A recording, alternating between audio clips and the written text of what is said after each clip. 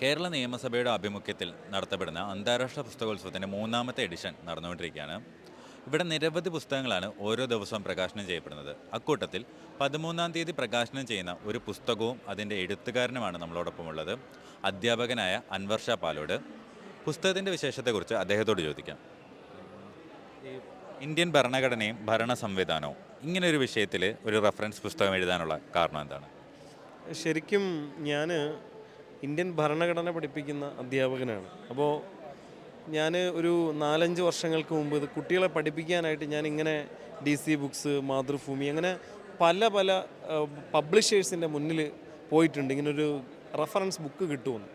പക്ഷേ എനിക്ക് പല ഈ ഫിലോസഫിയൊക്കെ ചേർന്നിട്ടുള്ള ബുക്കാണ് കിട്ടിയിട്ടുള്ളത്. സാധാരണക്കാർക്ക് ഭരണഘടന എളുപ്പത്തിൽ പഠിക്കാൻ പറ്റുന്നൊരു ബുക്കൊന്നും കിട്ടിയിട്ടില്ല.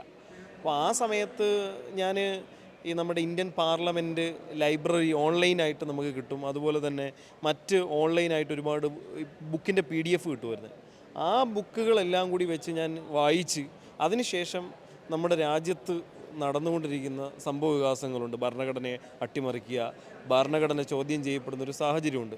ഇതെല്ലാം എൻ്റെ മുന്നിൽ വന്ന സമയത്താണ് ഞാൻ ചിന്തിച്ചു, എന്തുകൊണ്ട് എനിക്കൊരു ഭരണഘടനയുടെ ബുക്ക് എഴുതിക്കൂടാ. അങ്ങനെയാണ് ഈ ബുക്കിലേക്ക് ഞാൻ പോകുന്നതും. ഒരു 3 വർഷക്കാലം ഈ ബുക്കിൻ്റെ പുറകിലായിരുന്നു. പല കാര്യങ്ങൾ റിസർച്ച് ചെയ്തു. പല രാത്രികളിലും രാത്രി എൻ്റെ വർക്കൊക്കെ കഴിഞ്ഞതിന് ശേഷം രാത്രി 1-2 മണി വരെയൊക്കെ ഞാൻ എല്ലാ ദിവസങ്ങളിലും ഇതിനു വേണ്ടി ചിലവഴിക്കുമായിരുന്നു. അങ്ങനെ ആയി ഏകദേശം ഒരു 1.5 കൊല്ലങ്ങൾക്ക് മുമ്പാണ് ബുക്ക് കംപ്ലീഷനിലേക്ക് എത്തിയത്. അതിനുശേഷം പിന്നീട് പ്രസാധകരിലേക്ക് എത്തുന്നു. പ്രസാധകർ പിന്നെ ഏകദേശം ഒരു 1.5 വർഷത്തെ ഒരു പ്രോസസ്സിലൂടെയാണ് ശരിക്കും ഈ വരുന്ന 13-ാം തീയതി നമുക്ക് ഈ ബുക്കിലേക്ക് പ്രകാശനത്തിലേക്ക് എത്തിക്കാൻ സാധിച്ചിട്ടുള്ളത്. ആദ്യമേ ഇത് 800 പേജോളം ഉണ്ടായിരുന്നു. പക്ഷേ അത് നമുക്ക് അത്രയും പേജിലേക്ക് വന്നു കഴിഞ്ഞാൽ അത് 1000 പേജിലേക്ക് ഈ ബുക്കിൽ പോയി. ഇപ്പോൾ തന്നെ ഏകദേശം ഒരു 610 പേജിലേക്ക് ഇത് വന്നിട്ടുണ്ട്. അപ്പോൾ അതിൻ്റെ വിലയിലൊക്കെ ഉള്ള വ്യത്യാസവും പ്രിൻറ്റിങ്ങിൻ്റെയൊക്കെ ആയിട്ടുള്ള ബുദ്ധിമുട്ടും കൊണ്ടാണ് 605 പേജിൽ മാത്രം. ഭരണഘടന എന്ന് പറഞ്ഞാൽ ഒരു വലിയ വിഷയമാണ്. ഭരണഘടന ഒരുപാട് പഠിക്കാനുണ്ട്. ഭരണഘടന അസംബ്ലി സംവാദങ്ങളുണ്ട്. അപ്പോൾ ഇതുമായി ഇപ്പോൾ പൗരത്വ വിഷയങ്ങളുമായി ബന്ധപ്പെട്ട ചർച്ചകളൊക്കെ ഇതിനകത്ത് വന്നിട്ടുണ്ട്. അതൊക്കെ ഞാൻ കട്ട് ചെയ്യേണ്ടി വന്നു അവസാന ഘട്ടത്തിൽ.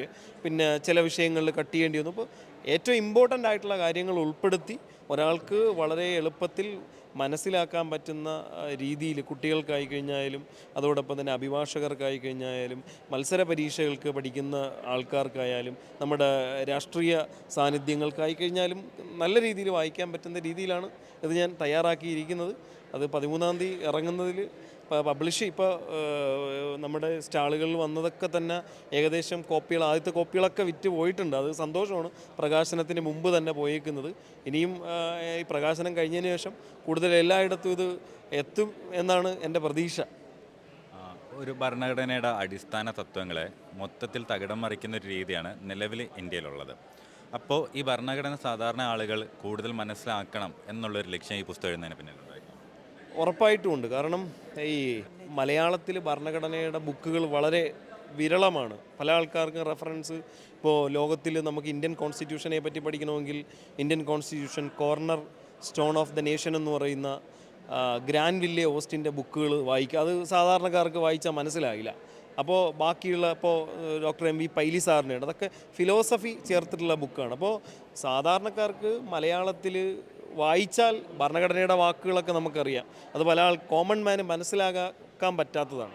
അപ്പോൾ അത് മനസ്സിലാകുന്ന രീതിയിലാണ് ഇത് എഴുതിയിരിക്കുന്നത്. പിന്നെ ഇതിൻ്റെ നമുക്കറിയാം ഇപ്പോഴത്തെ രാഷ്ട്രീയ സാഹചര്യം, ഇതിൻ്റെ അടിസ്ഥാന ഘടന. ഇപ്പം മതേതരത്വം ഞാനിതിനകത്ത് കൃത്യമായിട്ട് എഴുതിയിട്ടുണ്ട്. മതേതരത്വം എന്ന് പറയുന്നത് എങ്ങനെയാണെന്നും ഭരണഘടനാ അസംബ്ലിയിലെ അംഗങ്ങൾ അത് മതേതരത്വം ഏത് രീതിയിലാണ് ഈ രാജ്യത്തെക്കുറിച്ച് അവർ ചിന്തിച്ചതെന്നും നമ്മുടെ രാജ്യം എങ്ങനത്തെ രാജ്യമായിരിക്കണമെന്നും എന്നുള്ളത് കൃത്യമായി അവർ ഭരണഘടനാ അസംബ്ലിയിൽ നടന്ന ചർച്ചകളിൽ പറഞ്ഞിട്ടുണ്ട്. അതിൻ്റെ ഭാഗമായിട്ടുള്ള ഒരു ഭരണഘടനയാണ് നമുക്ക് കിട്ടിയത്. അത് അതേ രീതിയിൽ തന്നെ നിലനിൽക്കണം. പിന്നീട് ഒരുപാട് അമെൻമെൻറ്റുകളൊക്കെ വന്നിട്ടുണ്ടെങ്കിൽ പോലും നമ്മുടെ ഭരണഘടനയുടെ അടിസ്ഥാന ഘടന ഒരിക്കലും മാറ്റാൻ കഴിയുന്നതല്ല എന്ന് തന്നെ സുപ്രീം കോടതി കേശവാനന്ദ ഭാരതി കേസിലടക്കം പറഞ്ഞിട്ടുണ്ട്. അപ്പോൾ അങ്ങനെയുള്ള വിധികളടക്കം, അടിസ്ഥാന ഘടനയുടെ വിധികളടക്കം ഞാൻ എൻ്റെ ഈ ബുക്കിനകത്ത് കൃത്യമായിട്ട് കൃത്യ സോഴ്സുകളിൽ നിന്ന് കോട്ട് ചെയ്തിട്ടുണ്ട്. നമുക്കറിയാമല്ലോ, റഫറൻസ് ബുക്ക് ആകുമ്പോൾ നമ്മൾ എത്രത്തോളം ഇതിന് വേണ്ടിയിട്ട് ചെലവഴിക്കണം. ഇപ്പോൾ ഇത് റെഫറൻസ് ആയിട്ട് ഇത് നോക്കി തന്നത് നമ്മുടെ ലോക്സഭാ സെക്രട്ടറി ജനറൽ ആയിട്ടുള്ള PDT ആചാരി സാറാണ്. അദ്ദേഹത്തിന് ഞാൻ ഇവിടെ നിന്ന് കോപ്പി എടുത്ത് അയച്ചു കൊടുത്ത് അദ്ദേഹം അവിടെ ഇരുന്ന് 2 മാസത്തോളം ഇത് നോക്കിയതിന് ശേഷമാണ് അദ്ദേഹത്തിന് ഇഷ്ടപ്പെടുകയും അദ്ദേഹം പറഞ്ഞു, ഇത് നമുക്ക് പബ്ലിഷ് ചെയ്യുന്നതിന് ഒരു പ്രശ്നവുമില്ല, നിങ്ങൾ ധൈര്യമായിട്ട് ചെയ്തോളൂ, എനിക്ക് വളരെ ഇഷ്ടപ്പെട്ടു, സുപ്രീം കോടതിയുടെ പല ജഡ്ജ്മെൻറ്റുകളും ഒക്കെ നിങ്ങളിതിൽ ഉൾപ്പെടുത്തിയിട്ടുണ്ടെന്നൊക്കെ പറഞ്ഞപ്പോൾ ഞാനൊരു ഹാപ്പിയായി. അപ്പോൾ അങ്ങനെ ആണ് കൂടുതൽ ആൾക്കാർ സപ്പോർട്ട് ചെയ്യാനുണ്ടായിരുന്നു. അതിൻ്റെ അടിസ്ഥാനത്തിലാണ് ഭരണഘടന ഇന്നത്തെ ആ സാഹചര്യത്തിൽ എല്ലാവരും വായിക്കണം, അതാണ് എൻ്റെ ഒരു കൺസെപ്റ്റ് എന്നുള്ളത്.